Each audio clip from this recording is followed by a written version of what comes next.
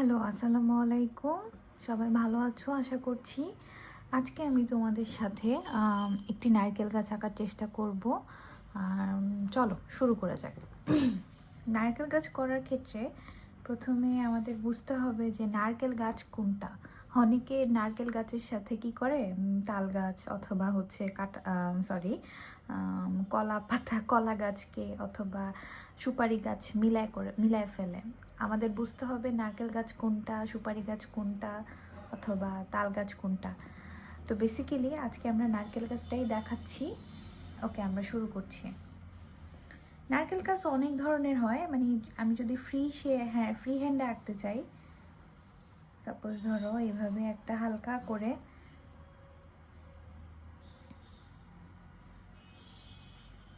Just random একটা shape দিয়ে দিলাম।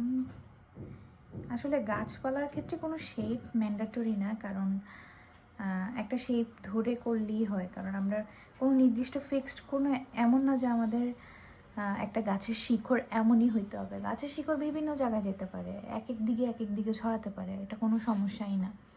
জাস্ট র্যান্ডম একটা আমরা এটা আসলে প্রাইমারি সেকশনের জন্য ড্রয়িংটা, এই জন্য একটু ইজিভাবে করার চেষ্টা করছি। এই হলো একটা নারকেল গাছের বেসিক শেপ। ওকে, সো আমরা নারকেল গাছ করার জন্য আমাদের বেসিক্যালি এই কয়েকটা কালার হলেই আমরা খুব ইজিলি আমাদের নারকেল গাছটা করতে পারবো।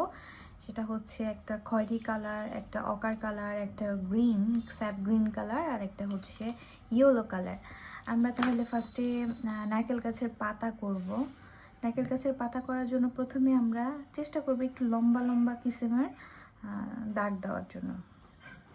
পাতাগুলো শেপগুলো এরকম লম্বা করে, কারণ নারকেলের পাতা আমরা জানি একটু লম্বা আকৃতির হয়। ছোটোবেলায় যখন আমরা নারকেলের পাতা দিয়ে অনেক খেলাধুলা করতাম, জানি না তোমরা খেলো কি না, নারকেলের পাতা দিয়ে চশমা, তারপরে হচ্ছে যে হাতের ঘাত ঘড়ি, পুতুল, অনেক কিছু বানা যেত। এখনকার দিনে সবাই অনেক বেশি আপডেট হয়ে যাওয়ার কারণে এই জিনিসগুলো আসলে সহজে হয় না, বা তোমরা সহজে হয়তো দেখো না। আমরা কি করতাম, এই যে দেখো পাতাটা, প্রত্যেকটা পাতা দিব, আর হচ্ছে যে সমস্যা নেই, একটা পাতার উপরে একটা পাতা চলে যাক, কোনো সমস্যা নেই। আমরা জাস্ট পাতার উপরে র্যান্ডামলি, আমি আবারও বলছি এটা একদমই ছোট ক্লাসের বাচ্চাদের জন্য ড্রয়িং, তাই এত বেশি কঠিন করে করছি না আমি। পাতা অনুযায়ী একটা একটা করে পাতা দিব যাতে দেখতে সুন্দর লাগে।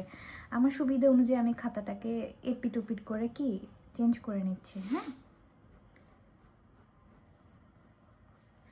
আচ্ছা, এই পাশে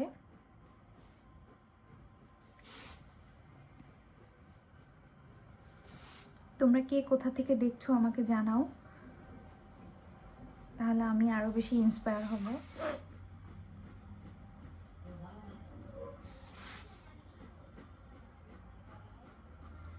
অর্থাৎ আমরা এইভাবে চাইলে সুন্দর করে নারকেল গাছের পাতা দিতে পারি। এখন আমরা নারকেলের এই অংশটা করব গাছের। আচ্ছা, নারকেল গাছের এই অংশটা আমি একটু হালকা খয়েরি দিলাম। আমি এখন এটাতে হালকা একটু অকার দিব।